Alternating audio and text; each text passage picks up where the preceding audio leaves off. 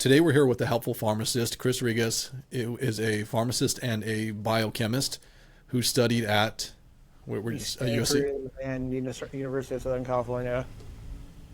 and is currently opening his own pharmacy, which is looking to bridge the gap between your prescriptions and then going beyond prescriptions to your supplements and pretty much every other aspect of health and wellness.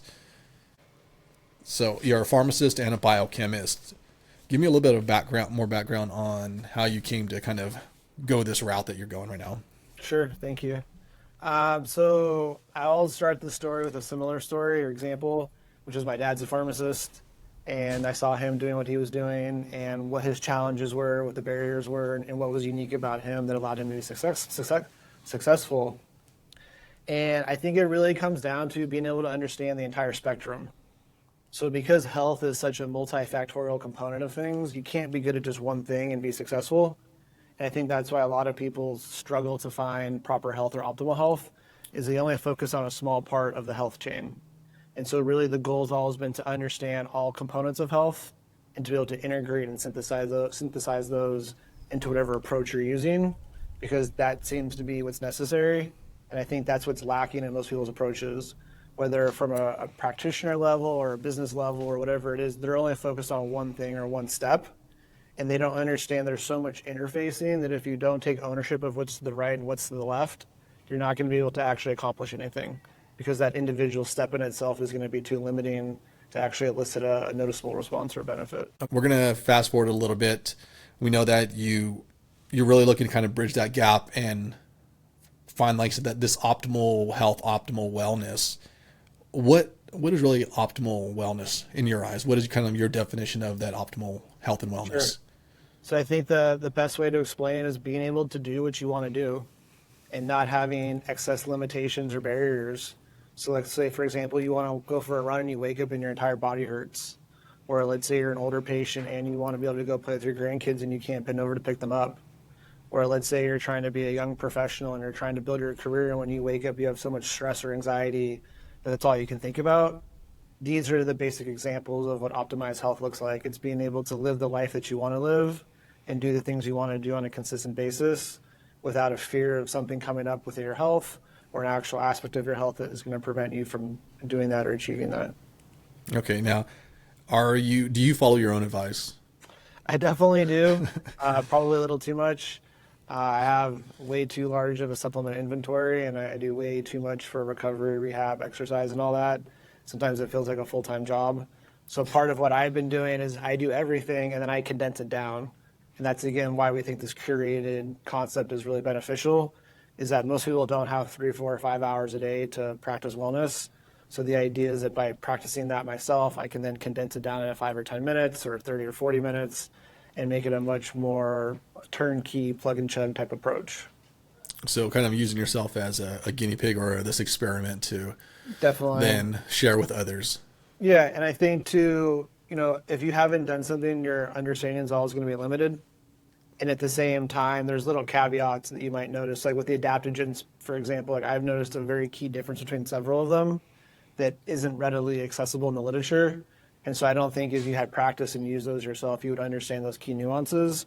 Yet from a patient level, those differences can be really significant, especially if someone's not going to be on all the adaptogens. So be able to say, I've tried all of these, I've done all of these are the differences. Based off of that, I think this is the one that's most unique and beneficial for you.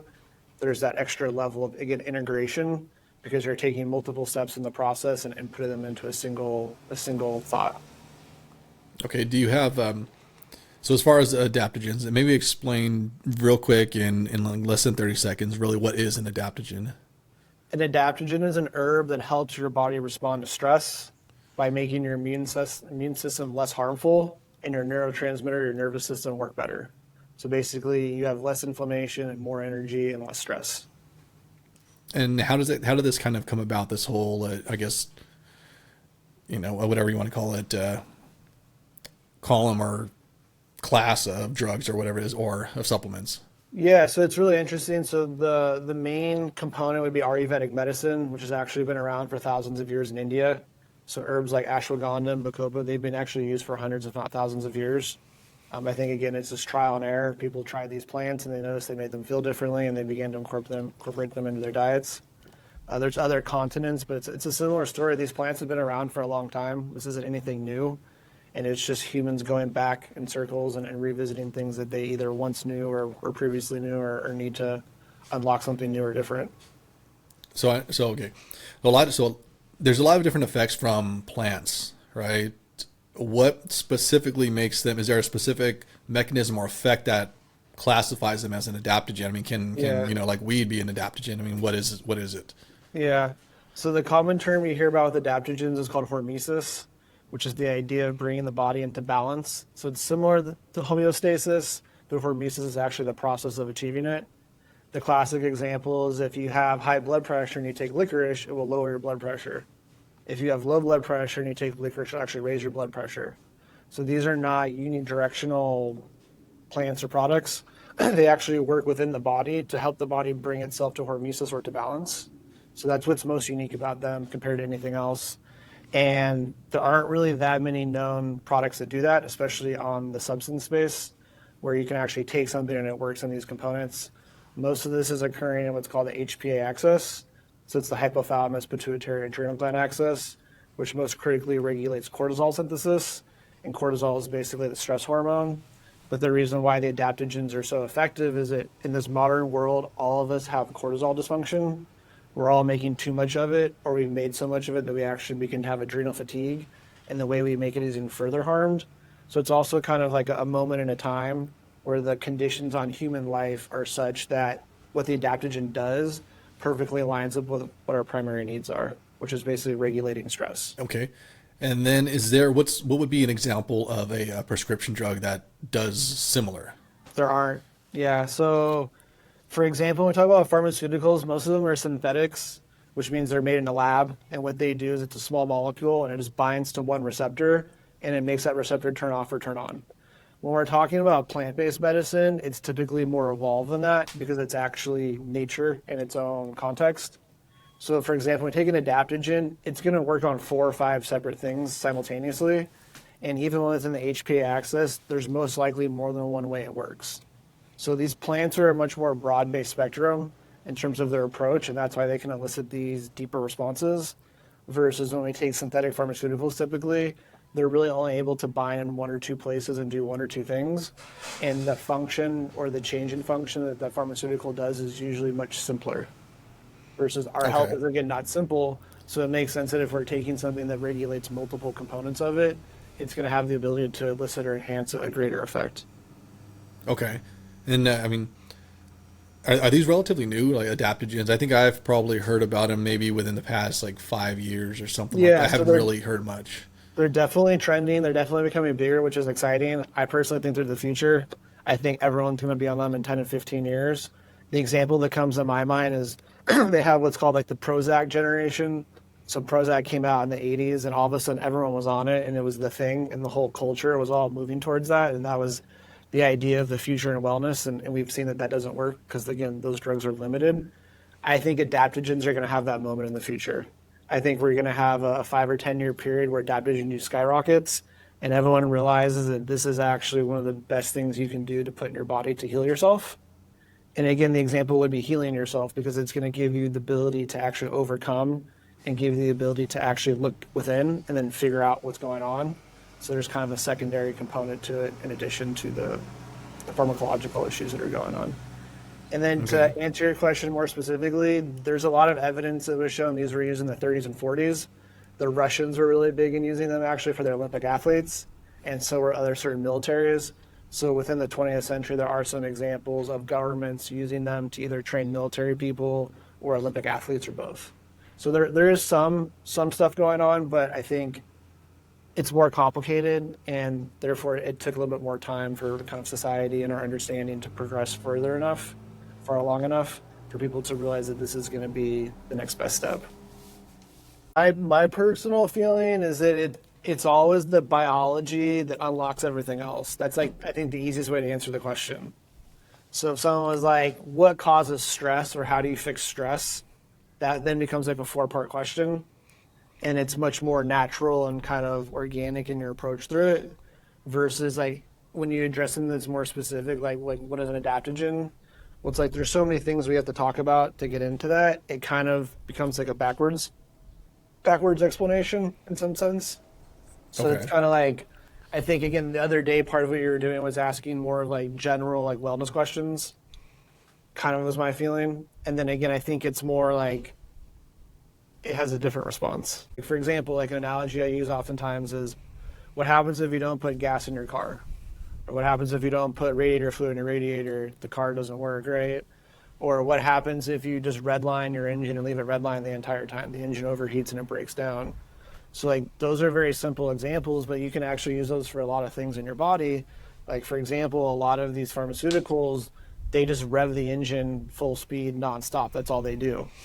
And obviously we can understand when we use the car analogy that that's going to cause a lot of problems. And you don't really have to explain necessarily what those problems are because people can already kind of intuitively understand, well, that kind of makes sense. If I'm taking a drug that is basically flipping the switch on and leaving the switch on all the time, I may feel good for a limited period of time, just like my car is going to go really fast for a limited period of time. But eventually the engine's going to overheat. I'm going to run out of gas, or the road's going to turn. And I'm going to have to adapt or adjust, and I'm not going to be able to adapt or adjust because my engine's redlined. So I think that, and that's why, like, when you talk about certain concepts enough times, and you get those things very quickly, and you can use them every single time. So, like pharmacy, for example, because I typically do more of these educational talks with that, I have more of those built into it with like blood pressure, diabetes, diet, exercise, things like that. So I think what's challenging about the supplement thing is that you do have to talk about biology in some sense, but maybe you don't. So it's like, yeah. I think we could have a very simple one where he's like, for instance, here, can taking vitamins and supplements improve my health? Short So answer. Definitely they can, yes, because nobody is able to eat 3 perfect meals a day. And then, like I said, long or extended answer would be there are certain ones that you're going to take limited time. There's some that are more important than others, and there's also some that are going to be way more effective than others. And Yep. and that's kind of what a lot of the information is on the website, right? Yeah. Okay. Yeah, again, if there's 20 or 30 supplements out there, you can only take a couple of them. How do you decide which ones to take? It's one specific purpose. Yeah. Versus a lot of these supplements, vitamin D is used for all sorts of different things in the body, right? Yeah. And like, really, how do you know when you're deficient in, or what's I think what I would say too, like personally, is that like when you learn Western medicine, there's really only one thought process, and everyone agrees on that same thought process, and we all went on the same path to get to that understanding. It was this paper in this context with this disease, with this drug, with this outcome, with these statistics. It's that straightforward. You get people with high blood pressure, you gave them this medication, it went down 27%. You need a 77% reduction in outcomes type thing. But when you're talking about wellness, it's not that structured. So as soon as you jump from like basically treating people who are sick to treating people who are healthy, there's no structure when you treat healthy people. And that's again why it's so complicated, is because again, you can't even define what health is. Versus when you have high blood pressure, it's very specific. There's like 9 different ways you can define them, and they all agree with each other. And when you talk about treating high blood pressure, there's only 3 or 4 things that will actually treat high blood pressure. Versus when you're talking about how do you treat health, again, it's a limitless list. So you kind of have to find some core approach, understanding, or idea that is simple enough to kind of compensate for that when you talk about health. Yeah. Format wise, again, for me, it's making your body work properly. That's the simplest way to explain it. If your body doesn't work properly, all these things are going to happen. So if we just focus all the energy and understanding either what the body needs to work properly or what we have to give it to make it work properly, that's kind of a simpler concept.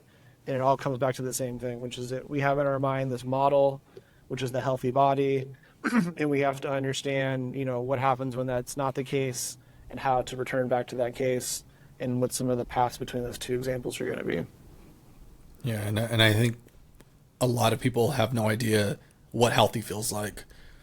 They spent their whole life kind of never really being at 100%, which, you see it all the time. And I think just being able to know, oh, wow, I can feel this isn't my, my optimal. This is just way below, and I've just stayed this way. Yeah. I think that's a big thing. Just people recognizing that you you don't have to feel like shit all the time, you know? Yeah, absolutely. And I think especially from like a mental health standpoint, and that's why I like, again, the adaptogens so much, is because they do multiple things. But from a mental health standpoint, I don't really, unless you have like a diagnosed psychological condition, I can't think of another thing that you could put in your body that will help you out more long term. There's no pharmaceutical that does what adaptogen does. There's really nothing that you can put in your body that will do what adaptogen does. It's this very unique, this very exquisite, this very special substance that is literally mind blowing in terms of what it does and what type of a benefit it gives you, in my opinion. And when we're talking about if you're a sick person and you need to get healthier, there's probably no better first step than taking adaptogen, actually. Is there anyone right now that you kind of you watch and you think, oh, this guy's doing some, or girl is doing some really good work in this field?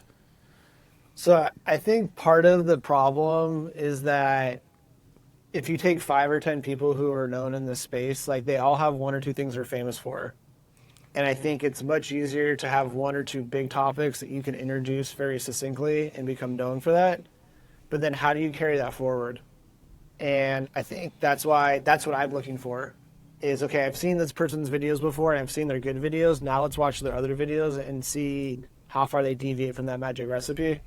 And for a lot of people, it's typically one thing that they think of or they explain they become famous for. For the Rhonda Patrick lady, it's going to be saunas. You know, for Andrew Huberman, it's going to be anything that involves light in your energy. For the Gary Brecka guy, it's going to be methylation. You know, but if you start going outside of those components, sometimes I feel like they don't have the same effect.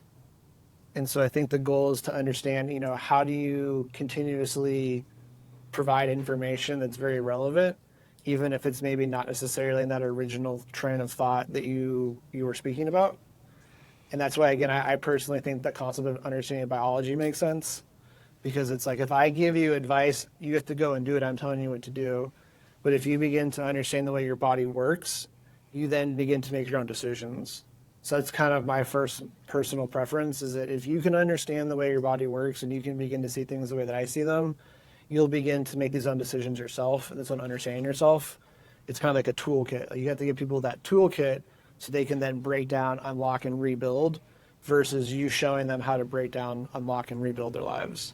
I think when you do that second one, you're always going to be limited to how much effect or benefit you can give, versus if you actually begin to teach people that thought process, they can then begin to apply to themselves, especially because nobody's going to really know you better than you.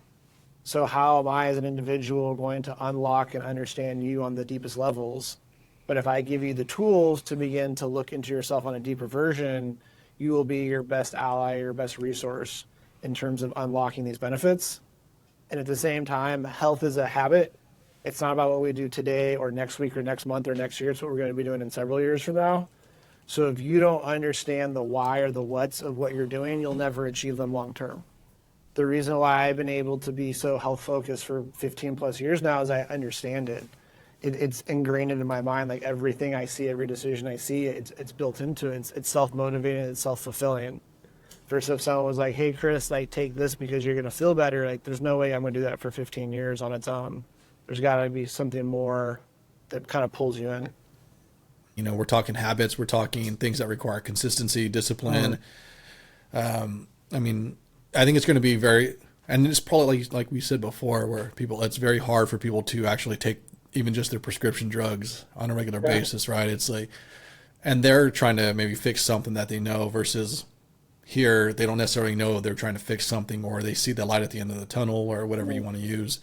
And what do you see, or what are you trying to put into place to maybe help facilitate that a little bit more and maybe have more effectiveness with it? What do we do, you know? Yeah, it's a good question. I definitely think that being motivational is important.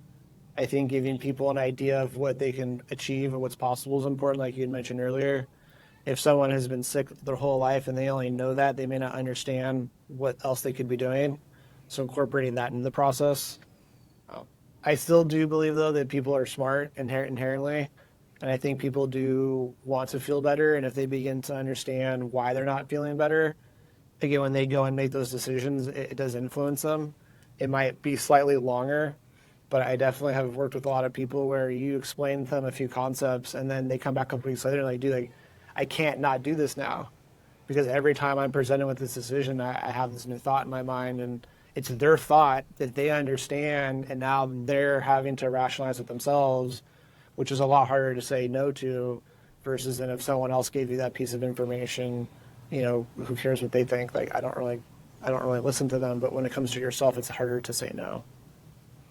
No, you're just kind of getting started, but you have years and years of experience, and not just for yourself, as we said before, but also with your dad, and kind of just give me a quick rundown as far as kind of where you are and where you plan to be in the future. Yeah. So the pharmacy itself is called Your Personal Pharmacy, and we picked that name because we wanted something that kind of communicates the goal or the mission statement, and that's to make things much more personalized. Like we've said before, like everyone's health does have some unique components to it. And especially when you talk about how people receive health, that's where it's really unique. Every person has a different learning style. They have a different lifestyle. And you have to be able to somewhat accommodate and incorporate that into your protocol or your process. Otherwise, it's not going to work. And so we wanted to make a name and a business that really accomplishes that. And that's really our goal. At the same time, we don't feel that certain things are scalable. So we don't necessarily think that if you had 100,000 patients or 200,000 patients, you can do the same job as if you had 10,000 patients. And we think that that's one of the big problems in healthcare is that most of the main providers like CVS and Walgreens, they literally have tens of millions, hundreds of millions of patients. And when they have to make an approach, they have to dilute their idea so far to make it fit every single need that it doesn't actually accomplish anything. Kind of like the expression, master of all trades, or jack of all trades, master of none. Can you give me an example of like maybe something that they're doing that's just not work, that you are going to do different? Yeah, so part of it is just, again, the volume. When you have a certain volume, you have to run your staffing completely differently. When you have a certain volume, you have to do your workflow completely differently. At the same time, when you have a corporate overhead, something like a third to a half of all the money has to go outside of the location. So if you're in a pharmacy and you're serving people and you're generating value, half of the value you're generating immediately leaves your facility. It's not being reinvested into the employees. It's not being reinvested in infrastructure. It's not being reinvested in the workflow, and it's definitely not being reinvested in the patients. So in a lot of these bigger health models, all of the profits are all being taken out versus being reinvested. So because we have a much more local patient-first perspective, and we have a much more efficient workflow on how we understand things and also the volume in which we're operating, we're able to reinvest our time and energy back into our people in a way that allows things to be done better versus what other people are doing. That's not really the case. What are some of the services that you are offering? Sure. So again, the basic services are just going to be being able to be more accessible. So most people, when they call a pharmacy, they're typically going to wait on hold for 5 to 30 minutes. A lot of pharmacies are more than 30 minutes. So that in itself is a problem. So typically when you call our business, you're going to speak to someone immediately. If not immediately, it's going to be 1 or 2 minutes at the most. So just being more accessible. We do have an app. So for people who like to use apps, we also have that available. Not all the pharmacies out there have that. Most people are not texting to their CVS pharmacist asking them questions. What are people really calling to the pharmacist for? Is it to get prescriptions filled? Is it just general questions? I mean, Sure. What are they really looking for? So I would answer that two ways. Let's first talk about what they're calling for versus what they should be calling for. So typically what they're calling for is things were done wrong. They got the wrong drug, they got the wrong dose, they got the wrong quantity, it wasn't ready at the right time, and they had the wrong copay. It's typically the 5 most common questions that people are going to be calling for. Does this happen a lot? Daily. We're talking 5 to 30% of all the phone calls are going to be due to one of those 5 issues, and sometimes it's more than one of those issues. The next thing that happens is when they call, the person they're talking to is not the decision maker. They have no authority and they have no ability to actually influence the outcome, which means you have to explain everything to someone who then has to put you back on hold, who gets the person who does have the ability to do that, and you have to explain everything to them again, and they put you back on hold, go try to fix it, and then come back. So in addition to that 5 to 30 minute wait time, you're probably looking at a 5 to 30 minute resolution time. So you're looking at a minimum 10 to 60 minutes probably to get a lot of these issues resolved. Versus at Your Personal Pharmacy, because we have decision makers that are more readily available. Typically, the person you speak with will be able to solve it for you. You only have to explain it once, and they'll actually be able to fix it for you in real time because they're actually listening to that first version versus having to have you repeat it to the next person. And That's cool. It kind of sounds like back in the day when you were able to actually go up and have your your prescription filled by a pharmacist and speak to them. Yeah, correct. It's like you're able to. It's almost like that little bit of a throwback to this more personal approach, which is I think it's very hard to find in I think in medicine nowadays. You're just kind of crank through and push through the system as fast as possible. So yeah, definitely. And I think too, again, my one of my big things is that you can't have that corporate overhead. Once you have that corporate overhead, immediately a lot of the resources are being sucked out. A lot of the profits are being sucked out and not reinvested. And then also the people that are making the decisions, they're not actually on the front line. So if you're not that person who deals with the problems, if you're not that person who deals with the solutions, how are you going to understand those problems and those solutions? At best, you have secondhand information and you have no firsthand experience. So you're really just going to have to resort to some type of an MBA style metric understanding where you're kind of guesstimating, but health doesn't work like that. So that's kind of what people are calling for. And the second part is what they should be calling about, like you were saying, is speaking of the pharmacists. And so it's like they should be calling when they have a question or a concern or when something changes. But at the same time, if they don't understand what to look for, they won't understand when something changes or when a problem's happening. That's also what's missing, is that education component. Because when you have that constant interface with your pharmacist and you have that constant education and education, you understand what your goals are better. And then when you deviate from those goals, you understand when to reach out for help. Versus just understanding that my thing that I asked for was done wrong and I have to call and wait in line and wait on hold. Those are two very different models of thinking. Yeah. I think we talked about it before, is I think a lot of people don't necessarily know exactly the role of a pharmacist. What is the scope of work, or what can you really do? Explain a little bit about that. Basically, we can do everything besides prescribe and conduct procedures. And typically how I answer that question is the pharmacist is considered to be the most accessible healthcare professional. So I think we should really be the first point of contact because we are highly educated, we have a deep understanding, and we're also the most accessible. So for example, a lot of times I was just talking to someone yesterday, they have a health condition and they didn't understand how that health condition was working, how to fix it, how to solve it. And so I had to say, okay, this is your problem. This is what you need to do. This is who you need to call. This is what you need to say. This is what you need to ask for. They're like, wow, thank you. I definitely would not have been able to accomplish that. I tend to just ramble and kind of go in circles and get anxiety when I talk to people about my health, especially not understanding what I actually need to accomplish. So I think really the pharmacist should be the point of contact. I actually really think they should start to become either the safety or the quarterback on your healthcare team because you can interface with them first and they will best understand how to redirect you. A pharmacist is always going to understand where you are in the health system better than you will, and typically will be the most accessible. So instead of wasting your time calling this person or asking for that, you should check with them first. They'll basically verify your information, or they'll basically suggest your information, say, this is your next best step. And instead of wasting days, weeks, or months going in the wrong direction, on day one, you can immediately be tasked about exactly what's going to be in your best interest. That's a good answer. I think that's the most important thing. And then I also just think that because of our business model, we do have more time, especially when the business is designed properly. Again, that's how our business was designed, is to have more time.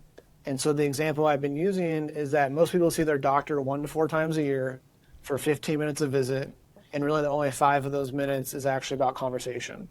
So most people are only talking to their healthcare provider for 5 to 20 minutes a year. How is that going to do anything in terms of optimizing your health, fixing your problems, or re-educating you? It's not. So I think, again, just like we were saying before, because the pharmacist is so accessible, those conversations, they can be longer, they can be more frequent, and they can be more broad. Because I'm not responsible for prescribing and diagnosing your medications. I don't have to spend my time on that. I'm not responsible for reviewing your labs necessarily and spending my time on that.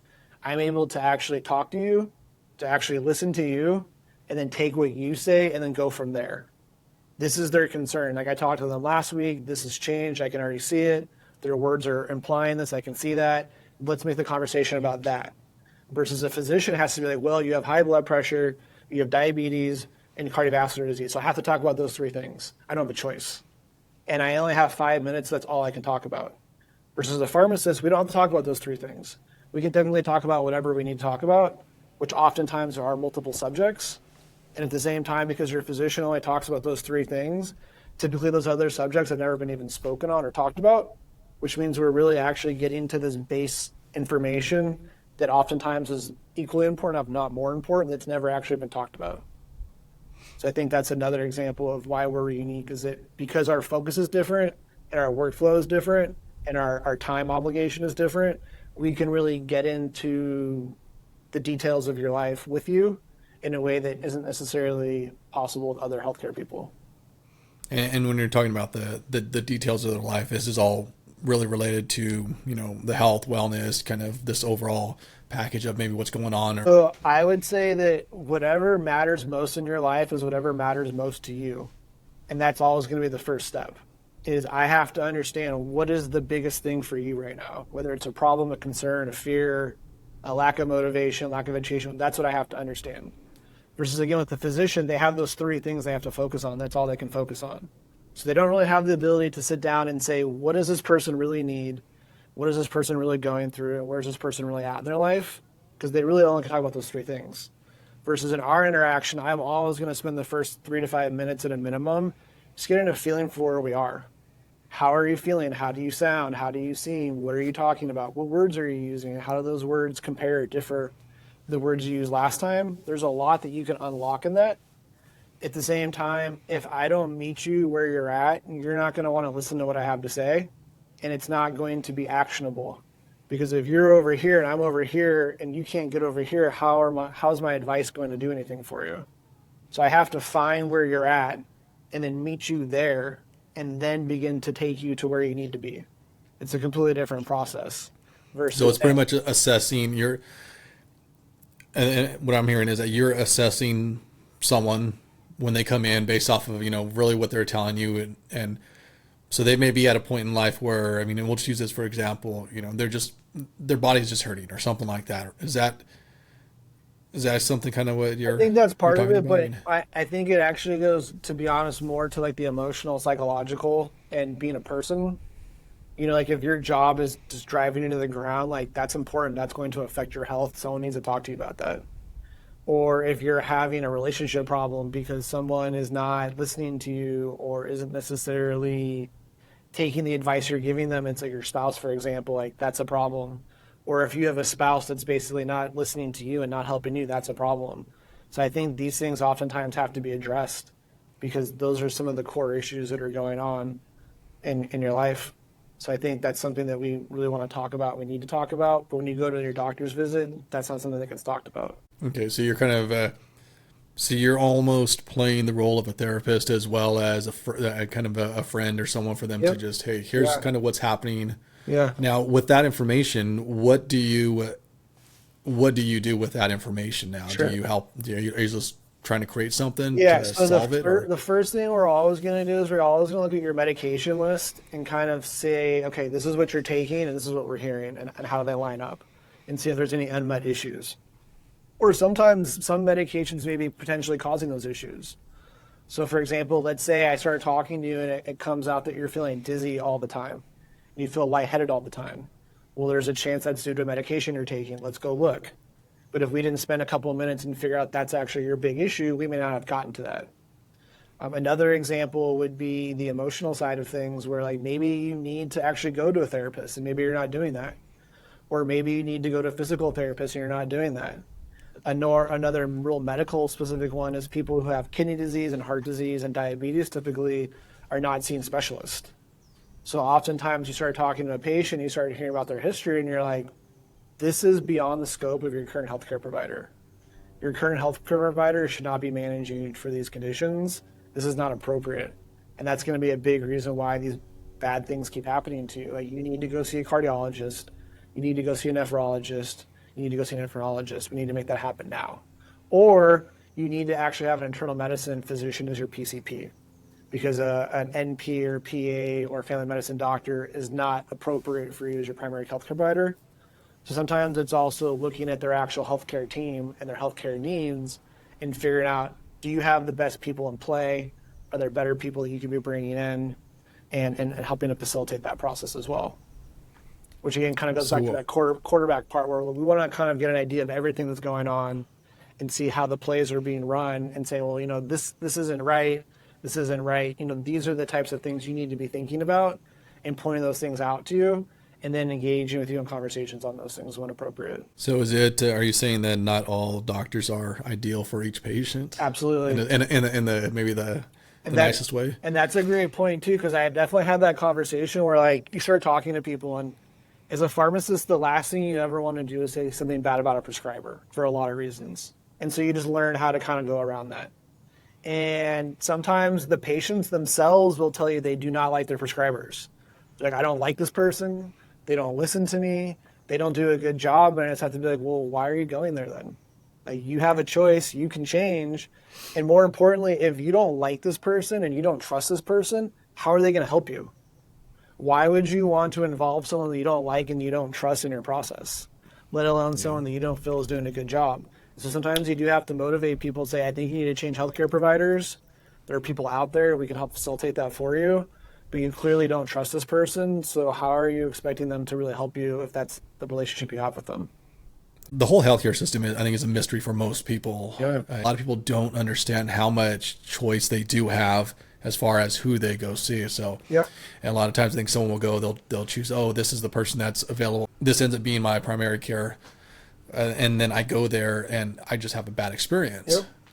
And then they deal with it. Yeah. And just deal with it, and concerns are just not addressed. Yeah. Right. And so is there anything else, well-being, I guess, as non-controversial as you can be, that someone should look for, maybe with a provider or within the healthcare system, Sure. at least in the U.S.? Yeah. So again, I think, and you may not be able to do this digitally, but you have to like the person. If you don't like your healthcare provider, you probably shouldn't be seeing them unless there's some unusual strength or characteristic they have, right? Or maybe if you don't have a choice, you gotta like them. And you have to also feel like they listen, because if they're not listening to you, you understand you best. And if you're not able to communicate that in a way that actions can result from it, then you're always going to be limited. So I think that's the most important thing. I personally always would recommend the most education possible. So personally, what that means is fellowships and residencies and specialties. And, my personal opinion is being a physician. Like if you're over 55, for example, and you don't have perfect health, you absolutely should be seeing a physician. A physician does not have the same level of training as a nurse practitioner or physician's assistant. It's not the way the education system works. They're not designed to do the same thing. They're different sets of tools. And I personally think that once you get past a certain age or a certain level of health conditions, you really need to have the best tool possible, which is always going to be a physician. But then it's also looking at things like education, which is maybe not always the best way to measure it. But if you can't meet them in person, I personally think it's a good way to measure it. Because, for example, like let's say you went to Johns Hopkins and you're a cardiologist. There were probably 5,000 people who applied for 10 spots. If you're able to beat out 4,990 people for one of those spots, there's probably a good reason why. At the same time, Johns Hopkins has the best physicians in the entire world, which means the people who taught you are the best people in the world, which means you had basically the best educational experience in the world, as well as because medicine is always learned from people, and the cutting edge is very hard to define. Who you learn from typically determines how much you know and what you know. So if you have a provider that went to Johns Hopkins and did some world-class residency, their level of understanding and their experience and their protocols will most likely be very different than someone who didn't. So just as an example, like I personally always look at their resume, where they went to undergraduate, where they went to medical school, where they did their residency, where they did their fellowship. Always want to look at those things. And I think that definitely helps people stand apart. It's not a hard, fast rule. There are some exceptions. But I definitely think that, you can look at someone's resume and be like, well, if you went to UCSF for this, Stanford for that, and Harvard for that, you're probably pretty competent. And then you go in person and then you fill them out and you say, okay, do I like this person? Does this person listen to me? Do I vibe with them? Do I respect them? Do I trust them? And I think when you have those two things together, that's about the best case scenario you could possibly hope for. At the same time, a lot of these people who went to these schools, I don't like using this expression, but they're kind of like rock stars. Like they know it. They know they are the tip of the spear. They know they are the cream of the crop, and they have that self motivation. So oftentimes when you see their practice, you'll also see that their staff is very smart and very sharp. Their business runs very smooth and very efficient. Everything they do better because that's who they are as people. You cannot get to that level of success as being a physician without having something special about you. And it's almost always this dedication and this work discipline. And when you see their product, it almost always resembles something that's different versus someone who may not be able to say that. That doesn't mean that just because you didn't go to Johns Hopkins doesn't mean you're not a great physician. Again, there are exceptions. We're just talking about on a general, going on the internet, going into your insurance formulary. You have a list of 15 doctors. How do you pick one that you like? These are the things that I look for. I'd also say some people may want a same gender provider. Some people may want a different gender provider. Some people may want someone that's the same ethnicity. Some people may want someone that's not the same ethnicity. Again, you have to like this person. You have to respect this person. So you need to understand who do you look up to, and you need to find someone that you can look up to be your provider. So when they give you that information, it's much easier for you to act on it and to do it. Because especially, let's be honest, most likely what they're going to tell you, you don't want to hear. And most likely what they tell you don't want to do. So if you have someone that you don't like telling you something you don't want to do versus someone you respect very significantly telling you something you don't want to do, most likely the outcomes are going to be different. So that's another example of why it really matters that you have that rapport, that relationship with them. All right. And then we're going to go ahead and kind of move towards, so for this kind of little segment here, I'm just going to ask you one simple question, and then I want you to kind of give me your maybe quickest, think in terms of a sound bite is really what we're doing, is what I'm going to do with these ones here. So I'll give you an idea of just kind of like the first one. Can taking high doses of vitamins and supplements be harmful? There are some that are the water soluble that it doesn't apply to as much, but yes. Okay, now, even anything in excess can be bad for you. Even if it's water soluble, is there any chance of toxicity with water soluble? Is there anything that gets left in the body, anything that taxes the body during that? For water soluble, typically not. Typically, you're going to urinate out the excess amounts. Okay. Does that, now I'm urinating excessively. Is that are we talking about damaging kidneys, anything? It typically won't change the volume of the urine. It's just going to be the concentration. However, there is an example where something like vitamin C is thought to increase the risk of kidney stones when dosed over 2 grams a day, for example. So there are, on the extreme end, some water-soluble vitamins that have been linked to potential health concerns. Okay. So I pulled these questions from, these were like top questions from Google, and I think it was YouTube that people were asking. So these aren't from me. Okay. So I won't hold it against you. Okay, perfect. And number 2, are natural vitamins better than synthetic ones? Generally, yes, because the natural ones were evolved in a biological system, which means they're going to have more bioactivity in your own body. What does that mean? Bioactivity basically means the ability to actually go into your cells and elicit a response. Okay. And then I guess maybe give me an example of a natural vitamin versus a synthetic vitamin. Sure. So again, we're talking about something like turmeric, which is a root, and it basically had to make its own molecule to reduce its own inflammation. And it basically allows it to live in the desert in very dry environments. And so when we put that into our body, it basically activates all of our own anti-inflammatory pathways, very similar to how the turmeric root basically helps itself. Okay. I always had this question here because people use this term. It's such a general term, inflammation. Like what is inflammation? Yeah. So the idea with inflammation is when you have an injury, you need more nutrients. In order to get more nutrients, you need more blood flow. So inflammation just means excess blood flow, which in the short run is a good thing because, again, we need to bring in nutrients and remove waste products. But when we have too much blood flow for too long, other things come in from the immune system and they begin to cause problems. So it's kind of like too much of a good thing or too much of a good thing for too long. Inflammation is necessary in short spurts, but if the inflammation is not turned off, it then becomes harmful. Is it just like kind of like, I guess, attacking your own body essentially is what it's doing? Yeah. Okay. This is another one that's thrown around so damn much. It's toxins. Oh, it's toxins, or it's got toxins in it, or you want to. What this drink is doing, it's getting rid of the toxins. Yeah, What are these? that's a good question. So I think, again, some of that stuff is a very simple sales tactic because people know what a toxic is or a toxin is, and obviously they're not good by definition. So if we can remove them, it must be good. I do think, though, that there are examples of things that accumulate in your body. But I think most of when we're talking about toxins, we're talking about metabolic waste products. It's like CO2, for example. Your body makes CO2 as a byproduct of making energy, but CO2 is not necessarily good for our cells. So if we can't get rid of that CO2 in that process, we're going to have a health problem. So really the goal is to facilitate the body's own ability to metabolize, break down, and eliminate these byproducts so they get out of the tissues and they don't accumulate in the tissues. That's really what we should be talking about when we're talking about toxins. But there are other examples of things like diet, like processed foods. Those have molecules in there which are harmful because they don't break down and they accumulate. So again, same concept as things getting stuck in our body and needing to move and eliminate them out is the goal and typically the problem. You know, you hear people are sweating and go into the sauna and sweat out your toxins. And is there any truth to that? I'm going to be honest, I'm not sure. It's not something I scientifically understand.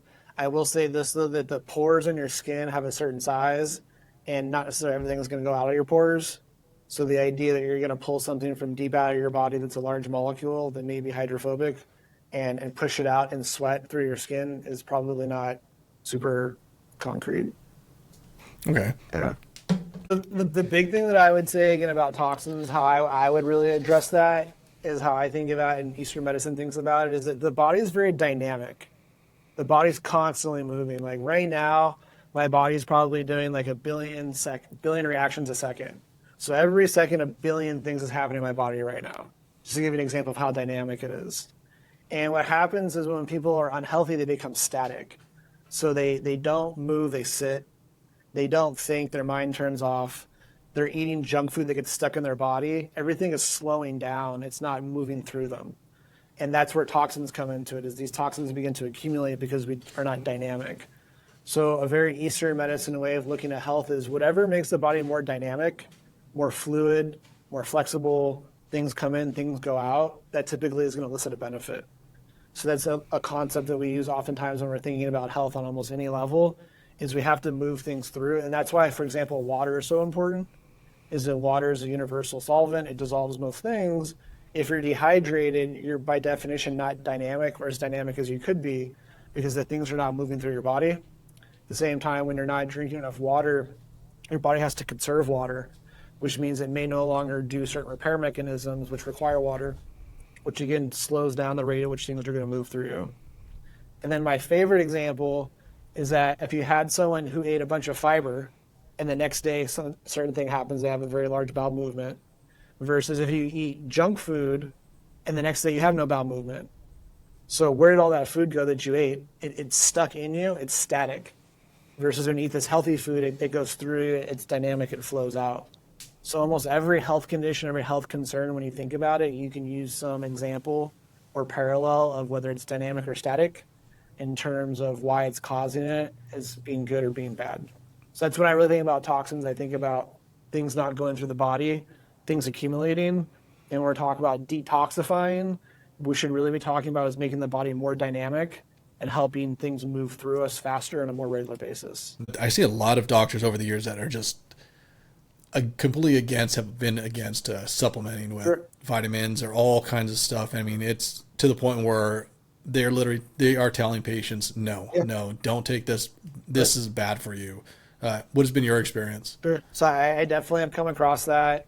And I think part of it, again, is that we talked about before, how in medicine, it's a single path for your thought process. There's this disease, it gets diagnosed this way. There was this paper that had this protocol with these outcomes, and that's why we do all of this. It's very linear. When it comes to, and it's very expensive. If you talk about running an FDA-approved phase 1, phase 2, or phase 3 trial, talk about hundreds of millions of dollars just for one trial. So being able to produce that evidence is very expensive, and it gets monetized and monopolized and all those things. When we go into supplements, there is not that level of investment which means that same level of scrutiny and study cannot be done. And because the Western medicine people, they're only able to think one way, when they are presented with something that doesn't fit in that format, they're very quickly going to say no, or they're not going to be receptive to it, whatever it may be. And an example that comes up all the time are fish oils. And there was just an example of that recently where there was a study out of the UK where they looked at a bunch of people over a long period of time about how fish oils affected their health. And they found some results that were kind of contradictory and maybe not the best. So something like if you're a healthy person, you took a fish oil, it had a 6% increase in getting atrial fibrillation, which is not good. But then it also found that if you already have cardiovascular disease, that fish oil reduced the risk of atrial fibrillation by like 15%. So opposite results. But one of the main criticisms of that paper was that they did not ask people how many fish oils they were taking. They did not ask them how often they were taking them or what brands they were taking. So imagine looking at an outcome-based study and not asking them how often did you do it, how much did you take, and which version did you take. So it's like obviously it seems pretty irresponsible. That seems almost that's what we see often. Deceitful. Yeah, and that's what we see oftentimes with these studies on supplements is that they're just poorly designed, they're not set up properly, and they're not measuring what they need to be measuring or measuring things in a way that is going to be adequate. And so I think that's partly why the supplement industry kind of has this bad reputation with certain providers, is that the thought process is very different, the purpose is very different, and the way in which it's studied is also either poorly done or because of the cost side of things, it's not being done at the same level of fidelity as an FDA trial would be, and that it produces a lot of problems. So that's a really good example of why I think that happens. I think what really probably bothers me is that a lot of people these doctors are saying, don't do this or this is bad because of this. That's it. It's black and white with them. I think part of it too, again, like in their defense, is that they're typically not educated on this. This is not something they have a lot of experience in. They don't have a lot of experience with it. So they're always going to be limited in their understanding of it. At the same time, like they're very responsible for things, and medicine is always risk versus reward. You do not take a risk unless you have a calculable reward or vice versa. And so when you go into supplements, because you don't have those same level of studies, that risk reward is not the same. At the same time, some of these supplements are not studied with pharmaceuticals, which means that if you were a provider and you had someone on prescriptions and then you recommended supplements, the certainty of what may or may not happen is not the same. Yeah, makes sense. And also the big thing that comes to mind too is that Western medicine is not designed to really make you healthier. It is designed for when you're sick and you have a problem, you show up and they try to remove or reduce that sickness or that problem. But if you went to most healthcare providers and said, I want to go run a marathon in 9 months, how do I do that? They would have no idea. Or I want to be able to triple how far I can walk or whatever. I want to lose 50 pounds. They would not be able to help you. Or if you have pre-diabetes and you say, I don't want to become diabetic, what do I do? They're not really going to be able to help you. They're going to give you a little flyer with like 5 or 10 lines on it, and they're going to say, good luck. And they're going to tell you to exercise more and change your diet, but that's about the scope of their understanding. So when we talk about supplements generally speaking are for people to become healthier. And because a lot of healthcare providers are not really experts in how to become healthier or healthy, there's also a lack of overlap between their understanding, their training, and what the goal is with this branch of medicine, which is why I think it's much more up to individuals to really learn. It's all self-taught.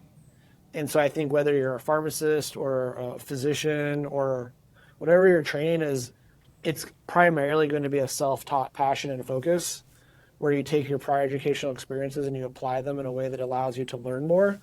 But it's not going to be a mainstream or institutional process of thinking at this point in time.